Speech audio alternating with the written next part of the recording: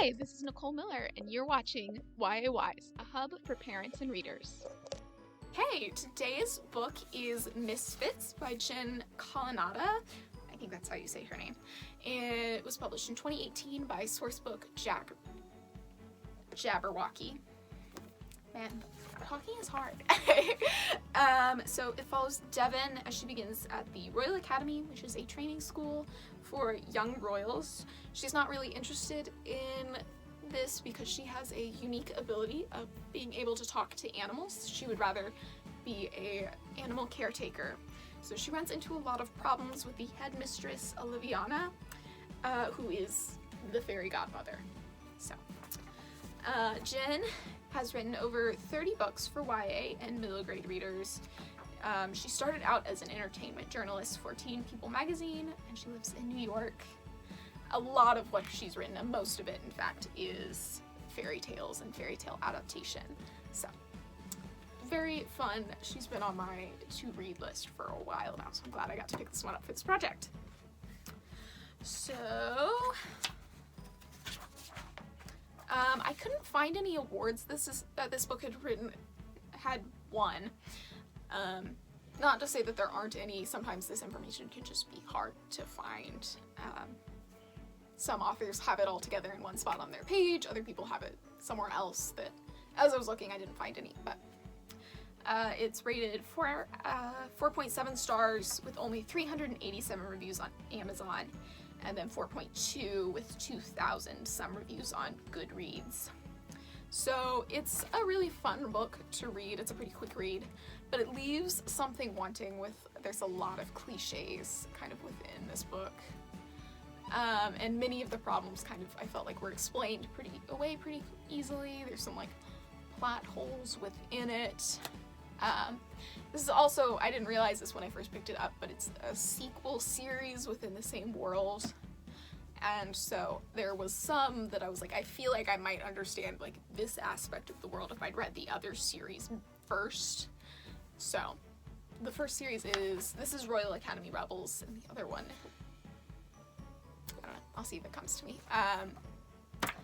So it's set in the same world, but instead of being a school for royals, I believe it might be fairy tale reform series. That's what it is. And so it's the children of villains, I think, are going to school, I would guess, to be reformed from being villains into being reputable members of society.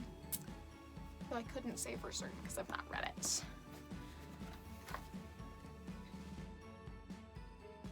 Okay, so what is this book about? Devon, we meet her first just outside of her home, where she's caring for a bird with a broken wing, and we learn that she can talk to animals. She then receives her invitation to the Royal Academy, which the invitation is sort of a formality. All potential royals, or people within a royal line, are required to attend. Her mother is very excited about this for her and is very concerned about her presenting the correct appearance, and because she's been playing outside, her mother is like, oh no, you look disheveled and they're gonna come paint your official portrait of receiving this news, and is trying to fix her up, whereas her father is much more laid back and is more supportive of Devon's desire to be an animal caretaker, and wants to support her interests a little bit more, but she is legally required to attend, so they don't really have an option of not sending her. So Devon arrives at school and encounters a number of problems because they'd sent her this large textbook to read before she got there, or a rule book, and she did not read it, and so she has no idea what's going on when she shows up. She arrives and she can't get out of her carriage because she needed to call someone to be her escort before she got there, but she had no idea. And so then thankfully this guy comes over and is like, I'll walk you in, which ends up being the most popular guy, the most desired prince there. So that ruffles some feathers, and then she's waiting in line. They get a attendant, lady in waiting, and she is the very end of the line, so there's just 2 girls left to choose from, and she picks one of them, which she's like, oh, I heard all about you, I'm so excited superintendent, and thankfully this girl has read the handbook and knows what's going on, and she kind of gets Devin through most of the book. She's just like, nah, I don't know what's going on. So she meets her roommates. One is the little sister of Snow White and the twin sister of the boy who walked her into school, and so she's also fairly well known, especially because of her famous older sister. And the other runs like the major gossip magazine for the country. Like her, before we meet her as the author of this newspaper, like Devin's mom had mentioned it, and a couple of other people, like she's arriving at school, so that's foreshadowed that that's going to be important. I'm guessing that it would show up in that earlier series as probably something that would be even more exciting for readers who have been following the story, that like, that's her, like the secret author of this gossip magazine.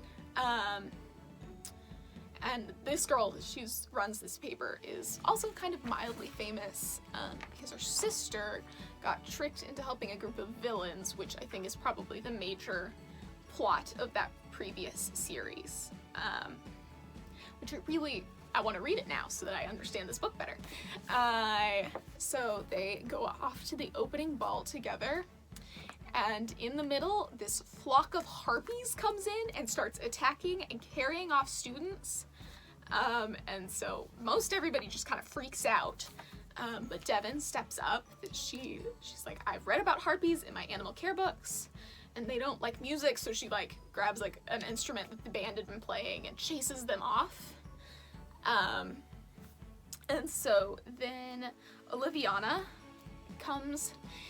is like, oh, congratulations, you know, saved everyone.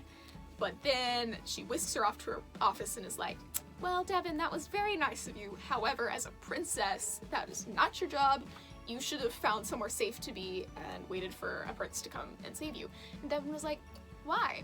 I don't need to do that. Also, where did you get the harpies? Because it all ended up being a test from the headmistress, just to see how students would respond to this first initial threat. Devin's like, where did the harpies come from? And this headmistress sort of brushes that question off. It's never addressed. Well, later on we find out that the headmistress is not such a great person. So then they go to class the next day, and Devin is very excited. They've introduced a new animal handling class led by Snow White. And so they show up, and the boys are sent off to a separate section of the class, and then the girls are told to like bond with hamsters, I think. And so Devin's very curious of like, what's going on over there? And then they discover there's a dragon, and one of the boys steals the dragon's egg, and so the dragon becomes very provoked and starts attacking students. And so then Devin steps up and helps negotiate, like, give the dragon back his egg and he will stop attacking you. And then again saves all of her classmates and convinces one of her roommates and another boy that she meets to do that and help her. However, the headmistress again gets involved and said, Devin, stop that. You're not supposed to be, you need to let the princes do the saving. And Devin was like, well, no. None of them knew what to do. She's very strong and independent of like, I knew what needed to happen. Also, why did you let them around that dangerous animal on the first day of class? That was a bad choice. Which is not what Snow White had planned in Lost of Plans. She mentions that the headmistress made her change her plans. Again, kind of seems like the headmistress is setting us up to fail. And she, then in the second meeting, she threatens Devin's family, and it's like, if you keep messing up at this school, like, that's gonna look really bad on your family, and like your dad may lose his official position, and like, you better get it together. And then Devin now has 2 strikes.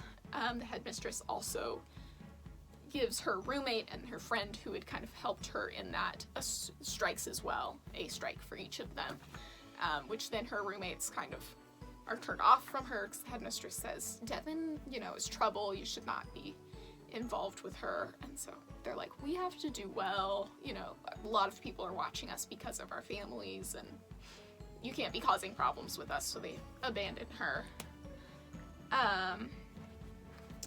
And so Devin really is like, okay, I'm gonna abide by the rules, and she's doing pretty well in class, and like is trying her best to follow the rules. She finally reads the handbook so she knows what's going on.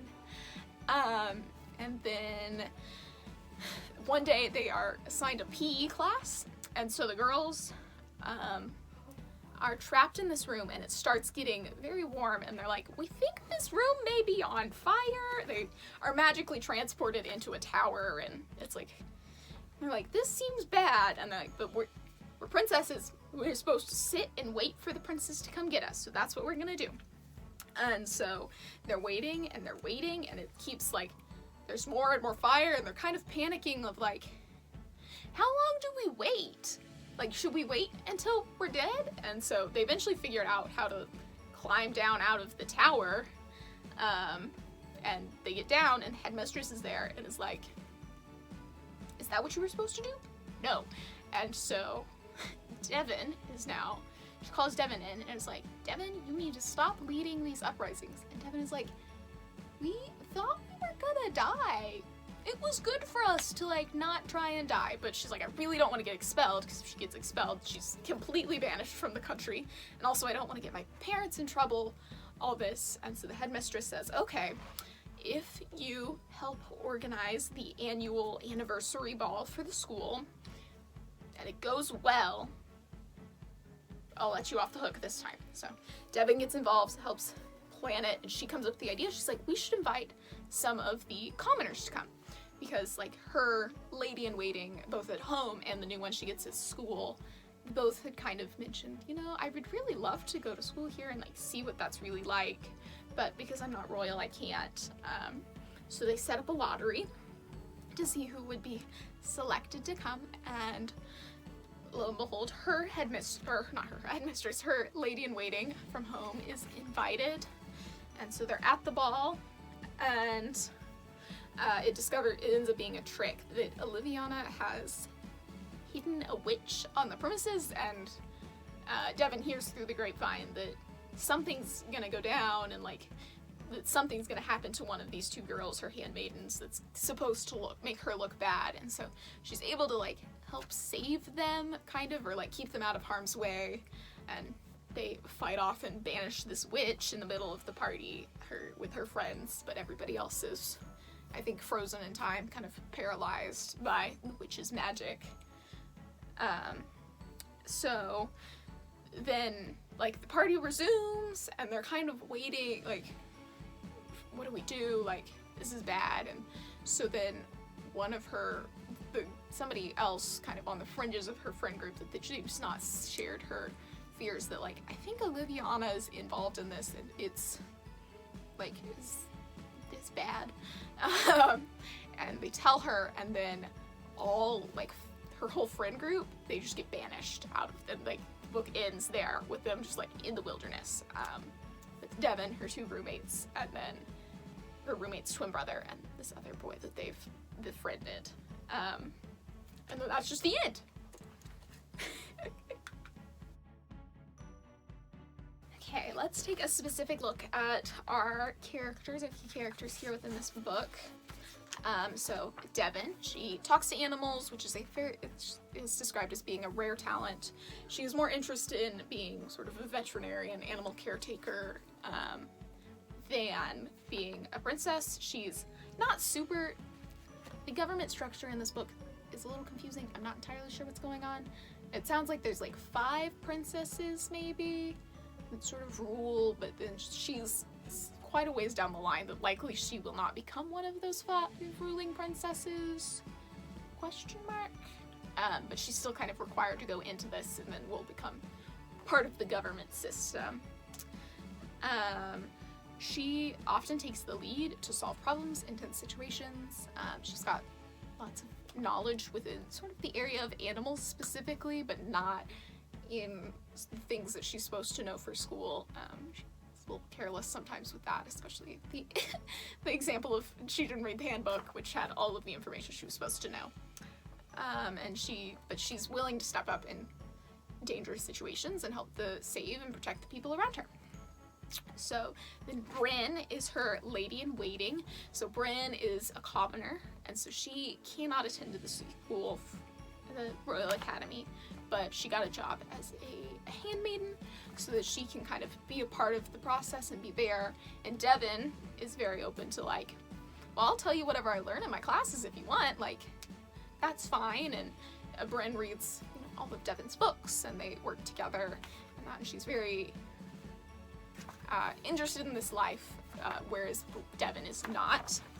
And then Raina and Sasha are Devin's two roommates. Raina is the younger sister of Snow White, who is, I think, one of those 5 ruling princesses, and so her family is very famous, and her brother Heath, her twin brother Heath, is also there.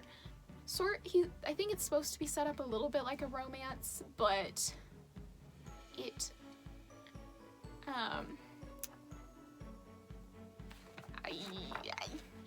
not really played out. It's good for kind of a younger audience that it's not really emphasized like as much, except for the fact that like, oh, he's Prince Charming and then she's a princess sort of way, with Devin obviously not his sister.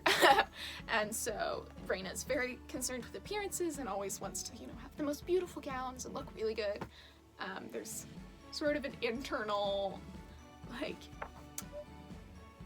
system where like they'll get titles each week, you know, there's a little newsletter that goes out like best dressed, and you know, Devin wins most likely to save, you know, a princess, which is a bit of a jab at her, right? She is the princess and she should be getting saved, not doing the saving. There's like best dressed roommates ones, things like that, and so Raina really wants to win these awards. Sasha is also somewhat concerned with her appearances, but really she runs the Enchantia Insider, which is kind of the major gossip magazine, and has a lot of the inside news and everybody reads it. And so it's a well-kept secret that Devin only gets to know because they have roommate privacy, and you know, it's in the handbook that you can tell your roommates your secrets, but they can't tell anyone else. However, the headmistress knows, and she at one point tells Raina, like, or Sasha, you can't publish this week because, you know, you're not doing well enough in school, which really freaks her out. And then also her older sister had caused some like problems that like was major news and everybody kind of knew about, and so she's also concerned with like, I need to look good, make my family look good, because I don't want people suspecting that like I'm like my sister. And then our 2 main boys, there's Logan. So Logan is a little like Devin in that he's not super interested in all of the like things that he's supposed to do as a prince. He's very afraid of animals. He says he's allergic to dragons. He's like, I do not want to be adventuring and going on quests and like having to protect people. Like, that is not my scene. He's very into cooking. So he's a little shyer, but Devin finds him under a table at one point where he like dropped something, and then he was like, I feel like I can't just like crawl out of this table into this line of where all the princesses were lined up to get their ladies in waiting. And so Devin helps him, and so she a couple times kind of helps step up and be a bolder personality to, you know, complement his quieter, softer one. And then Heath is Raina's twin brother. Yeah, kind of a little bit of a romance going on, but very much understated. He's shown to be kind of a typical Prince Charming. He's actually not in the book a ton. He doesn't seem to have anything against Devin being a sort of strong save myself personality, which is a good point for him. He's kind of like, I feel like you should probably follow the rules of school, but do whatever you want, man. He's supportive for her. He's not against her because of those things, as much as some people within the school kind of end up being. So,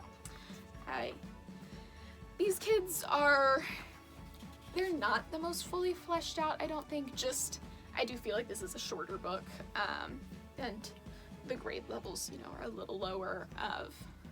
They're not fully developed, complex characters. They have relationships within each other that, are influenced by outside sources. Oliviana turns Devon's roommates against her for a little while. They eventually make up.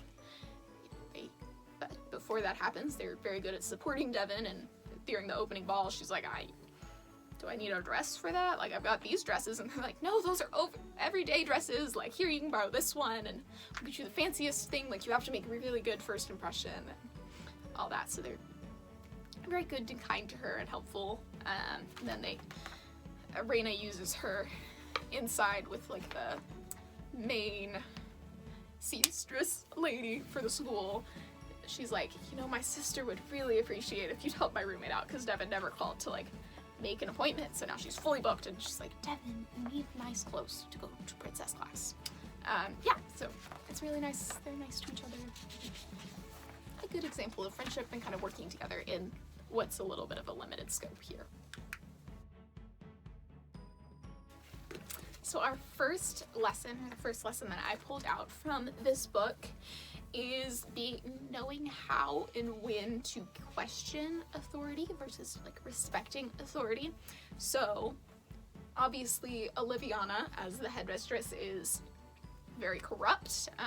She runs the school specifically so that she can manipulate young people and kind of put them where she wants them in power, so that she has power over them and can kind of be in charge, even though she's without looking like she is. She wants to be kind of a puppet master in many ways, of set just these students up just like this so that, they'll get married, and then I want, this and that, so that she's kind of controlling all of their lives.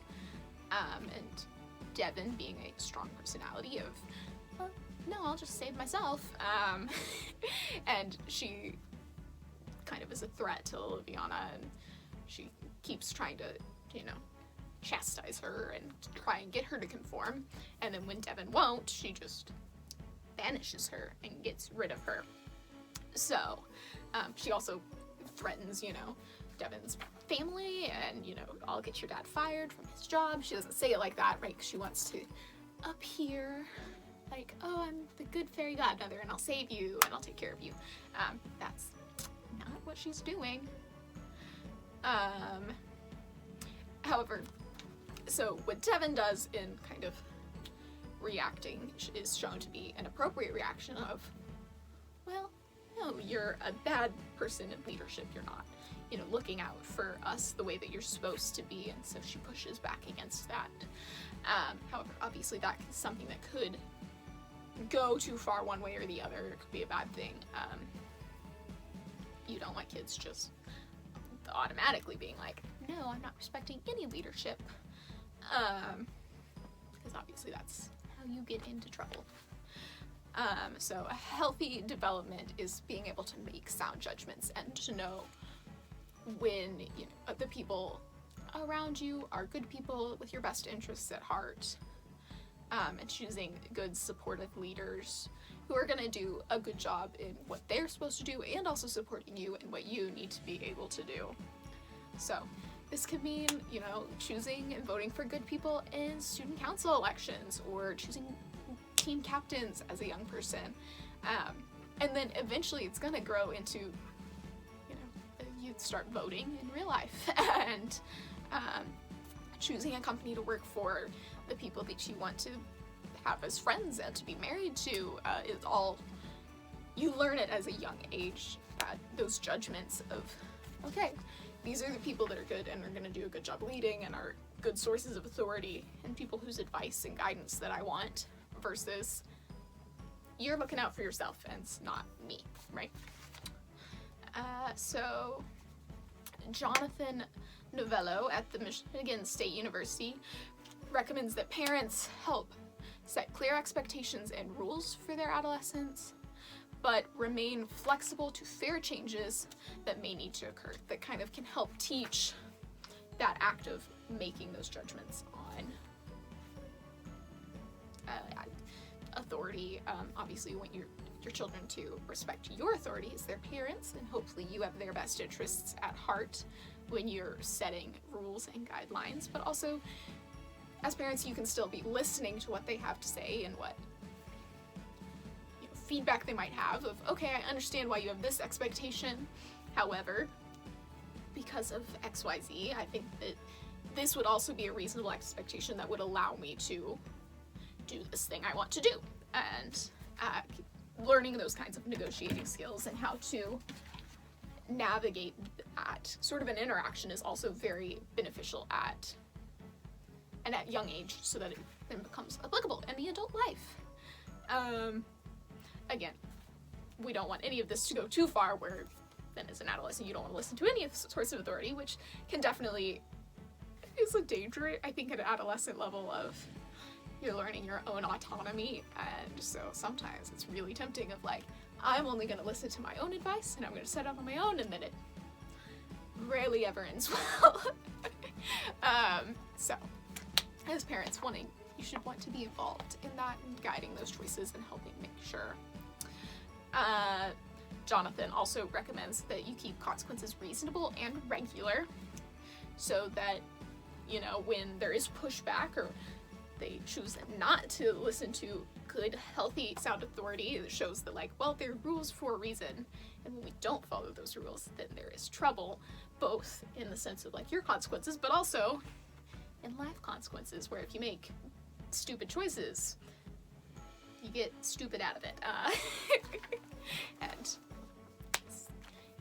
as parents, you want to protect them, and so teaching them that good authority should want to protect and support them, as opposed to Oliviana, who does not.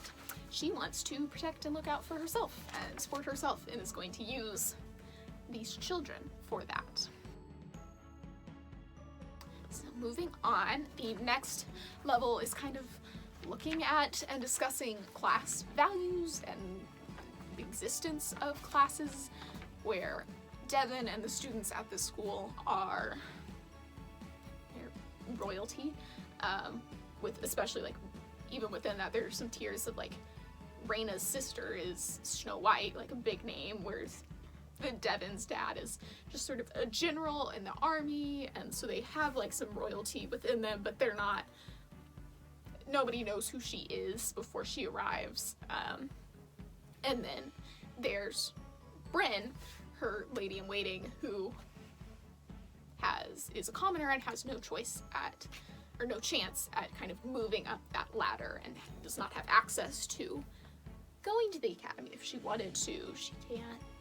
She's sort of second class to them and has no opportunity to not be. So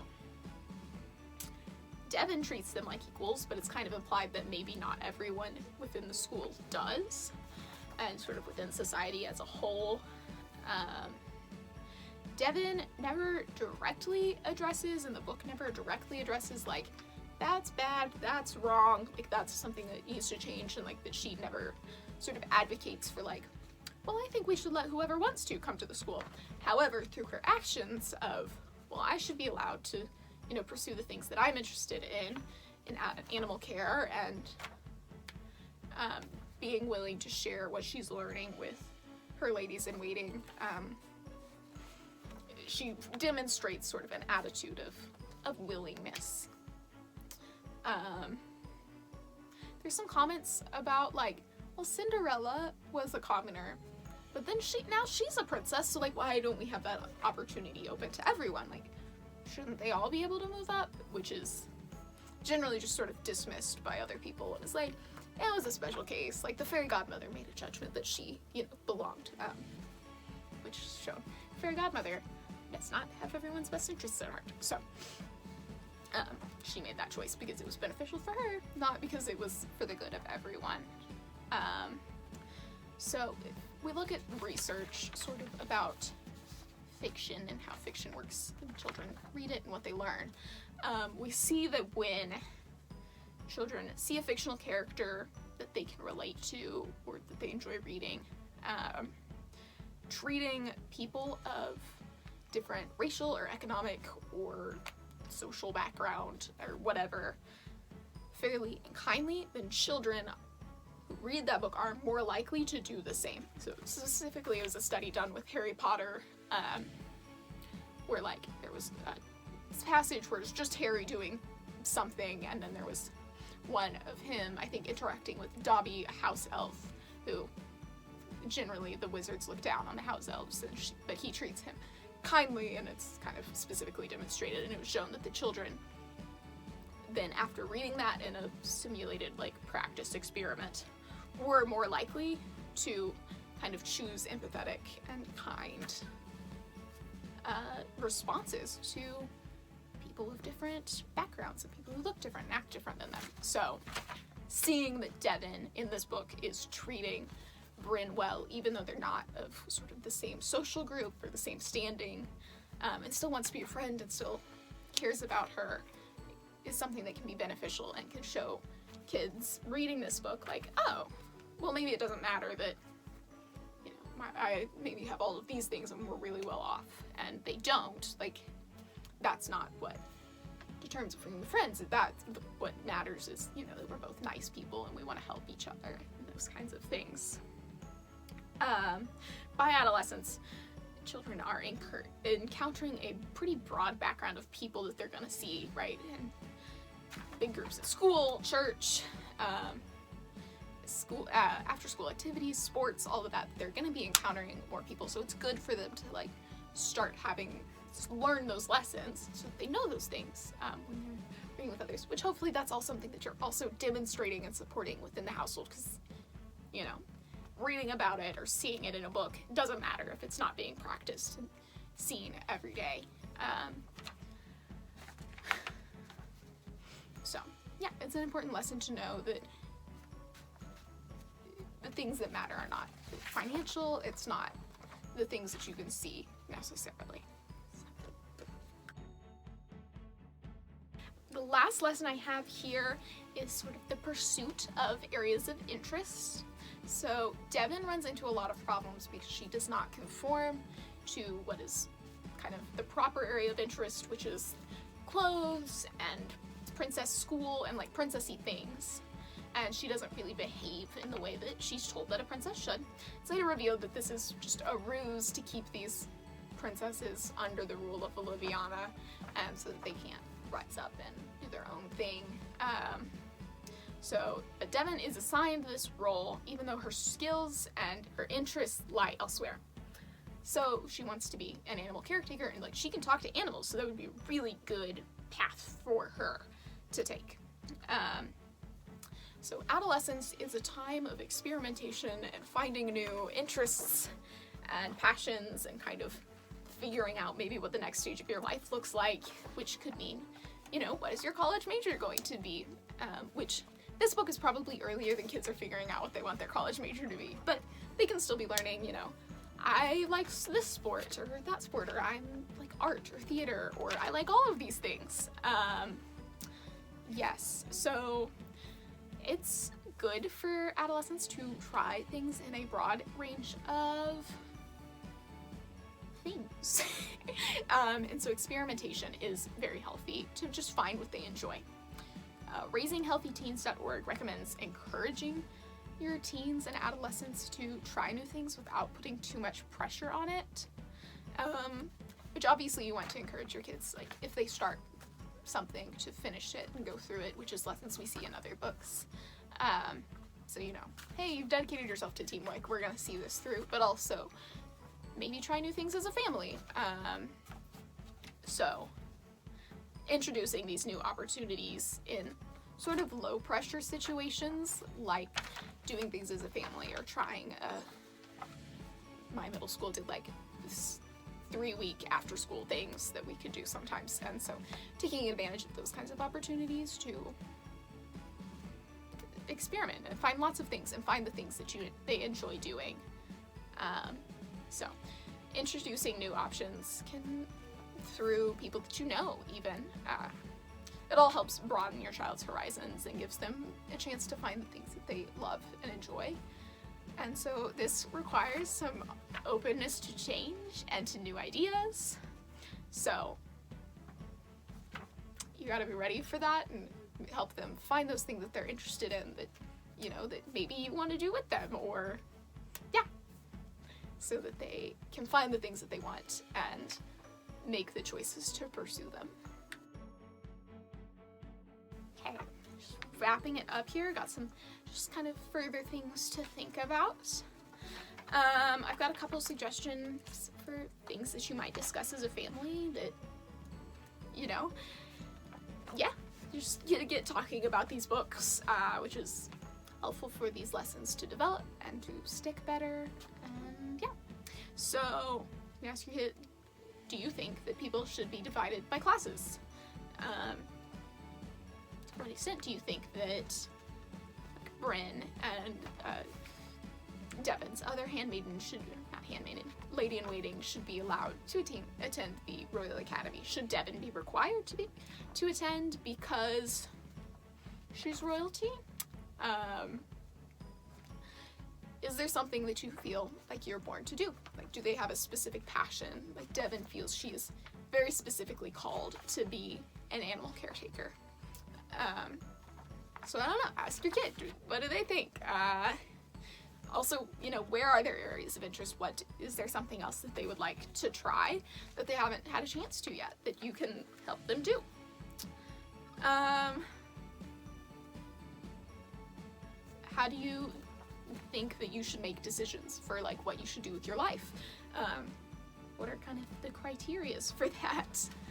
How do you know if someone is a good leader, or how do you judge if someone has your interests?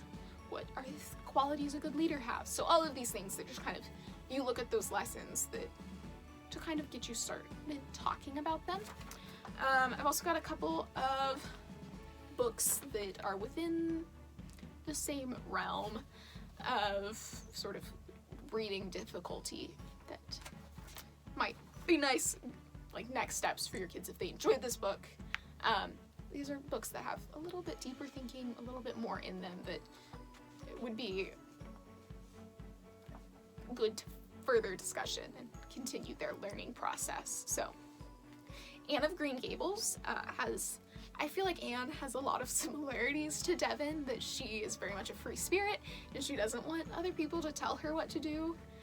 Her challenging of authority sometimes wanders into the little too much, too far sometimes, of the people that are worried about her and do want to take care of her sometimes tell her to do things and she does not listen to them. So, The Tale of Despero is a pretty modern book, but it won a Newbery.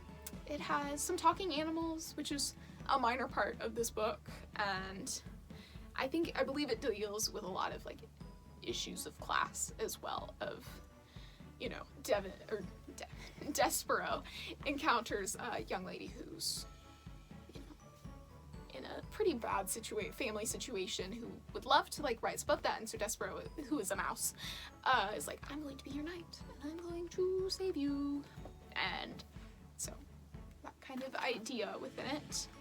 And then The Lions of Little Rock is it's a book about the civil rights movement. My goodness.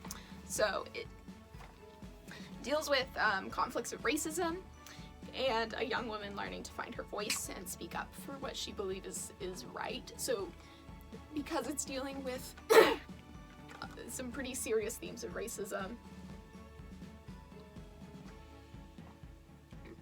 content-wise, it may be a little bit beyond what somebody who's super interested in Misfits might find enjoyable, but I think I read it when I was in middle school, and I did enjoy it, and I remember reading it, and kind of, it was very thought-provoking.